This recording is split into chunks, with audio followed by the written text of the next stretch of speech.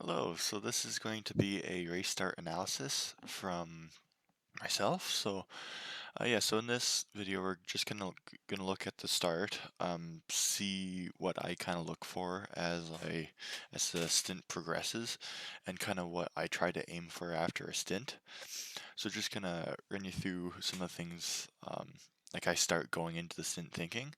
So in this race, we qualified pretty low. I think we qualified P14, so that's pretty down low in the pecking order. Of course, there's a lot of work that you need to do if you want to progress, like if you want to win the race, which we eventually do. Um, but to kind of start with, so you are in P14, you're going to be pretty low, you're going to have lots of cars, so you need to be making sure that you're making good decisions, making sure you're not putting your nose in places that shouldn't be, and situations like that. So usually, when you start this low, you really need to try to make positions. Like, I can't stress this enough, because if you stay 14th and like your team is like used to winning, like we kind of are, like we always kind of try to push for that win. If you start P14th and by the end of the stint you're only P10, that kind of pressures the rest of your teammates to kind of push harder, I guess you could say. Like they don't necessarily, they just try harder, right? They want to make up time, they take more risks. That's kind of something that we try to avoid if we can, but ultimately it's a little difficult, especially when you don't know the pace of the cars around you. You don't know your relative race pace because obviously you qualified P14, so quality pace isn't there. So like the car is kind of a unknown at the moment, and we will kind of see that progress. You kind of see, oh, hey, we're actually pretty quick, and then that's kind of when you see those more bold moves. So I'll just jump right in. So at this point, we're actually, since there is the first chicanes ahead, we're trying, well, at least I'm trying to get into a single line behind this car ahead of me, but that 46 kind of isn't letting me do that, so eventually allows us, I move single file.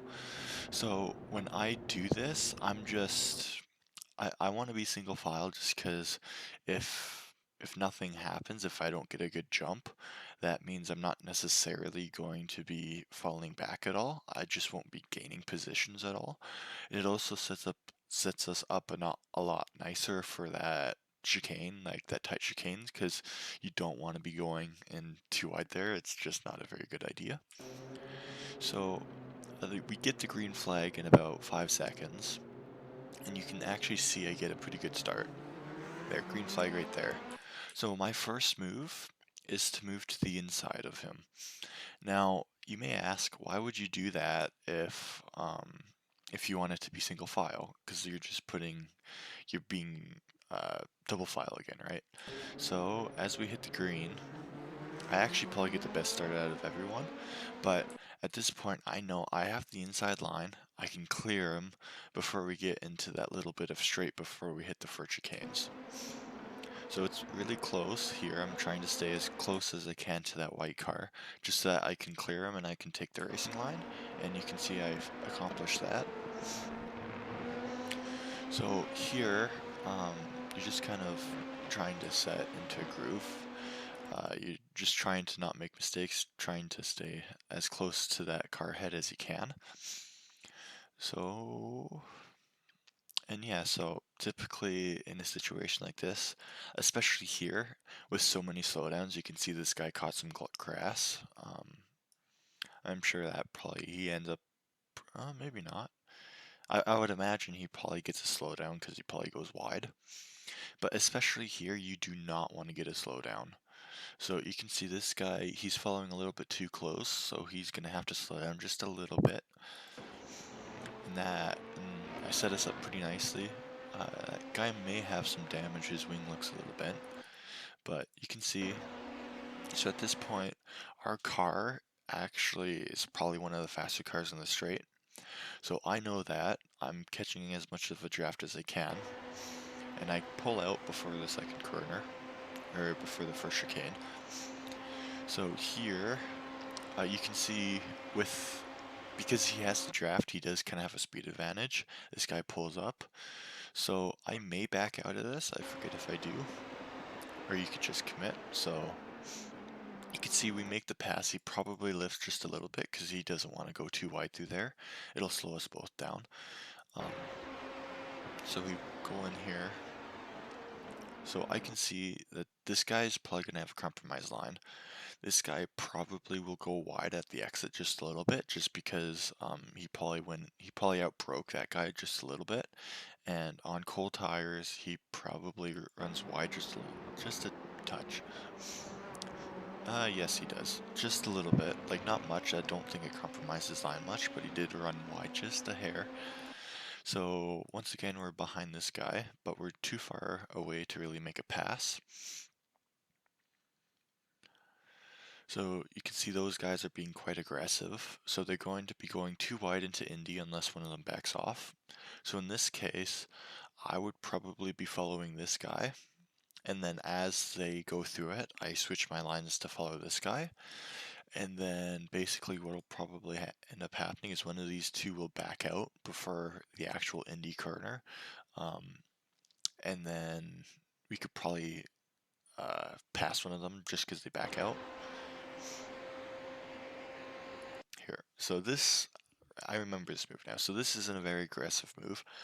I wouldn't recommend this because it was kind of a stupid move, especially on the first lap. So you can see this guy lifts.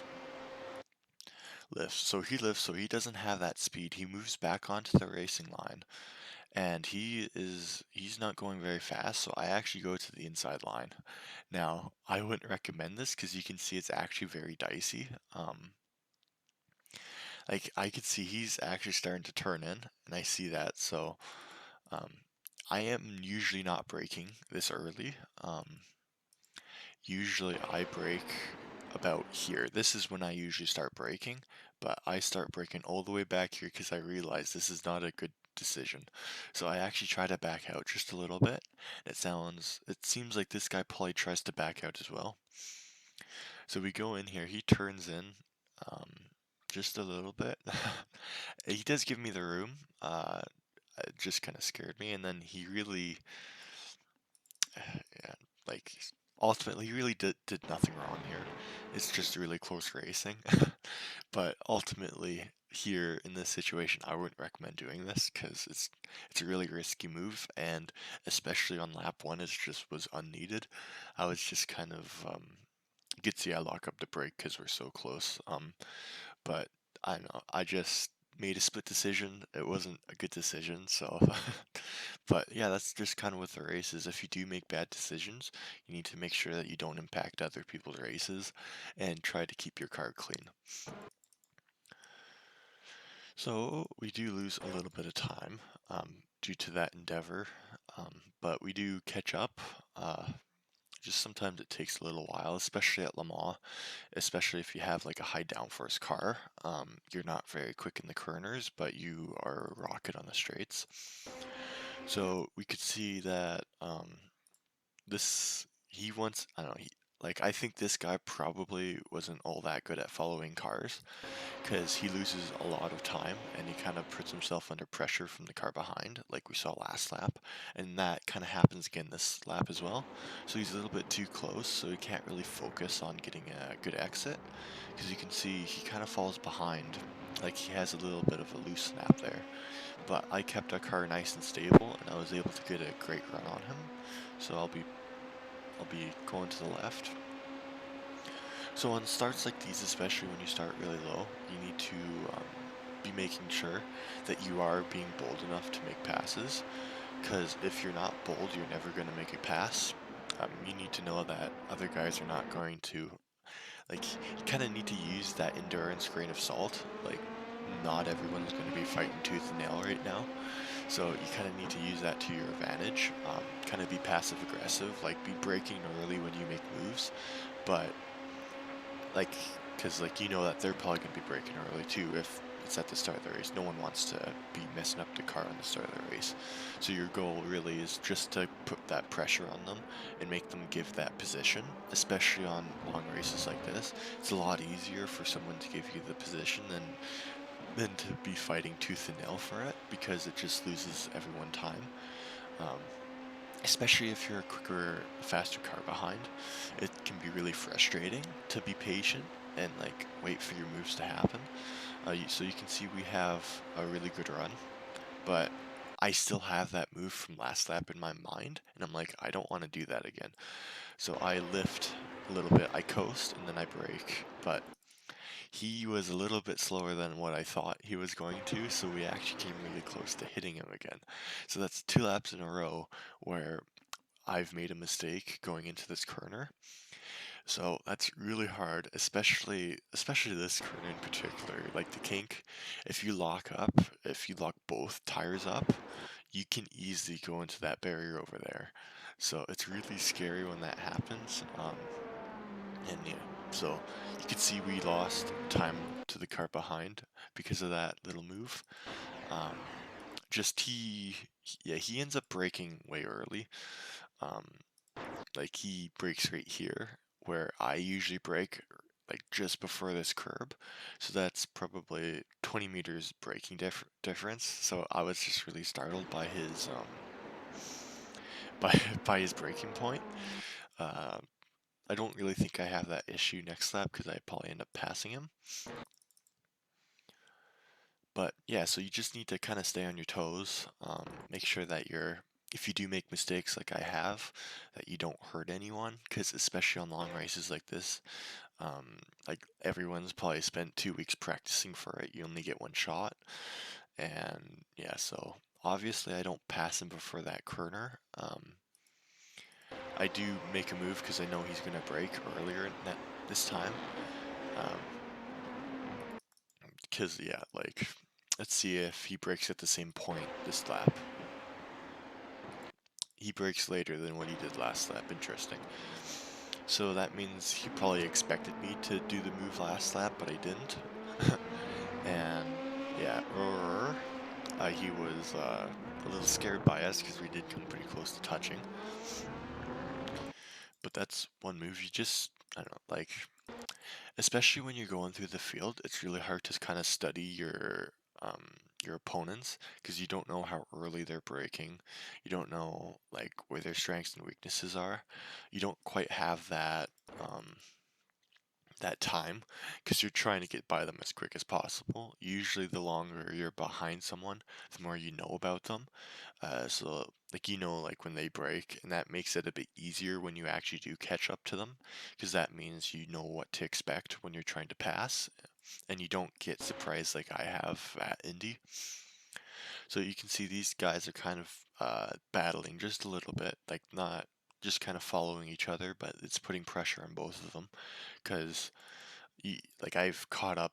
They were probably 4 seconds up the road by the time I got past the last guy, but now I'm basically right on their tails again. So they know that another car is coming for them. So the white guy is probably getting held up by this guy, so he's trying to get past him, so I don't pass him.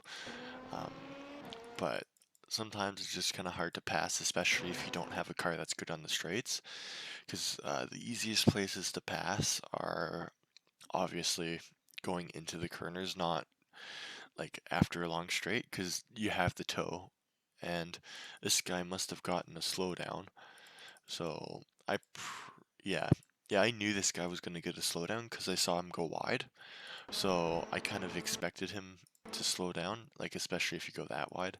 So at this point, I'm probably wondering like what way he's going to be going. And then I see that he goes wide. So, but since I know that he has a slowdown when he starts to slow down, I know, okay, he's serving a slowdown. I'm going to go to the inside instead of trying to brake early and then try to get him on the exit, because typically this is not a place you want to pass. So, but since he has a slowdown, I'm not too worried about him. And then we can hunt down that car ahead. And soon enough, we should be getting some traffic.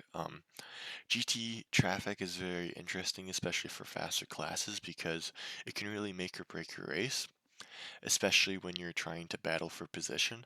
I typically find it's worth pushing a little more to get ahead of the person you're battling, just in case you do run into traffic, because I find it's a lot like the car behind you has a huge disadvantage, in my opinion, when you're going through slower traffic, just because that slower traffic needs to let you by, and then they need to let the car behind by as well. So usually that car behind, usually the GT car has doesn't want to put up with having two vehicles pass them at once. I've driven GT for most of my iRacing career, so I know it's really frustrating, and I know their mentality. But it's just really frustrating to have to let two cars by in one corner, especially on entry, because you lose a lot of time. So generally, if you're that first car, the GT will usually try to slot in between you, and for us, for LMPs, it's really annoying when they do that. But for GTs, it's really essential, because if they don't, they lose a lot of time, especially if two cars pass them. But yeah, you can see we're just kind of trying to run down the car ahead, and we're going to be pitting soon.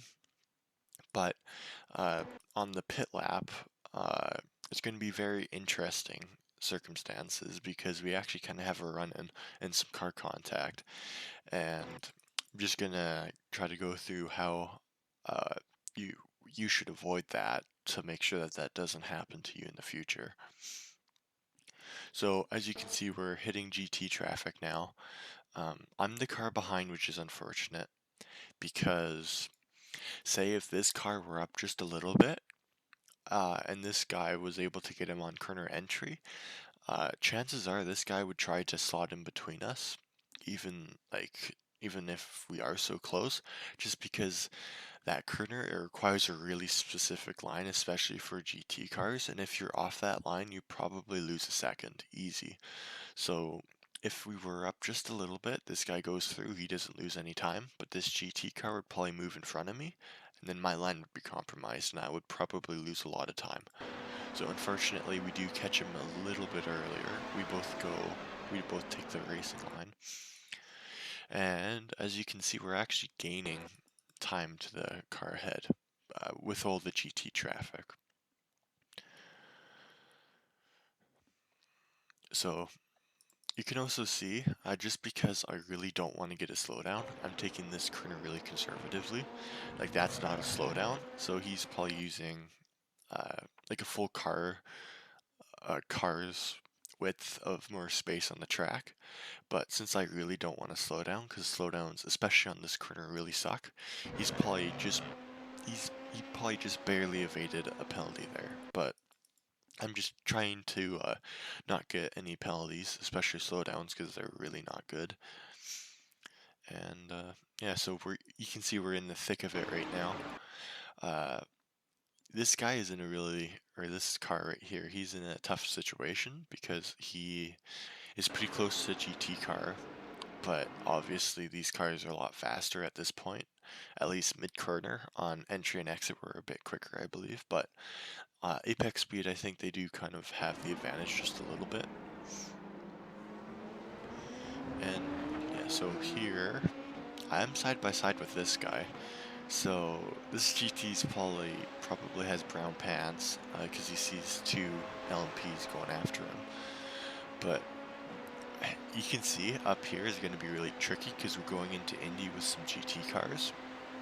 So I clear him,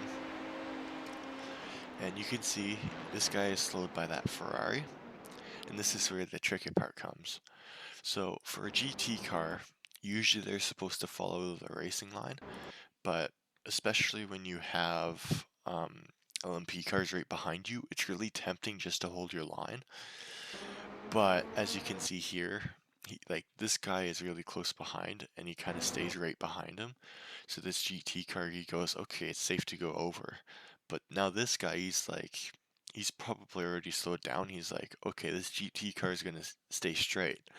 So you can see they both move in the same direction, and that doesn't work too well. This guy realizes that, and he tries to bail out, but he slides the car just a little bit, and I tap him.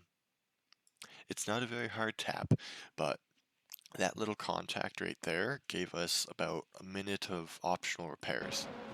It's not a very it's like I said, it's not a very hard tap, but it's there nonetheless. So in situations like this, I would like to say, even if you are getting pressured from behind, it's probably best just to maintain a little bit of distance to that GT3 car, just so that you have some room to know what they're going to be thinking.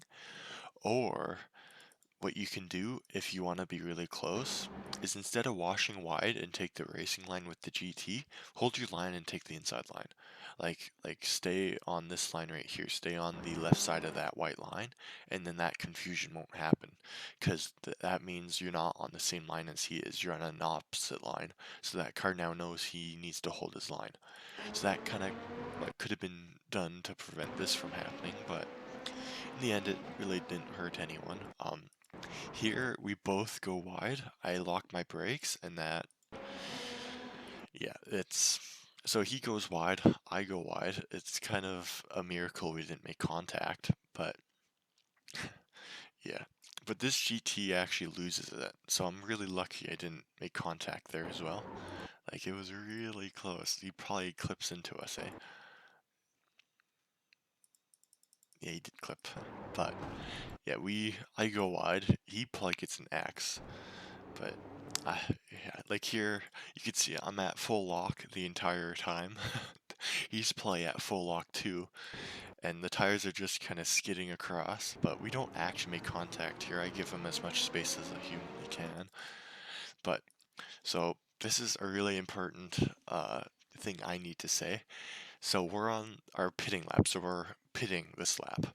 So at this point, I know that we're pitting, he knows that we're pitting, and I find that it's really important to be ahead of the car when you box. It's really important, because if not, you lose a lot of time, like especially if you don't know how they're gonna brake for the pit entry.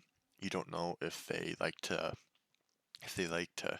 like hit it bang on like I usually do, or you don't know if they like to be like on the pit limiter about a second in advance. Like you don't know that.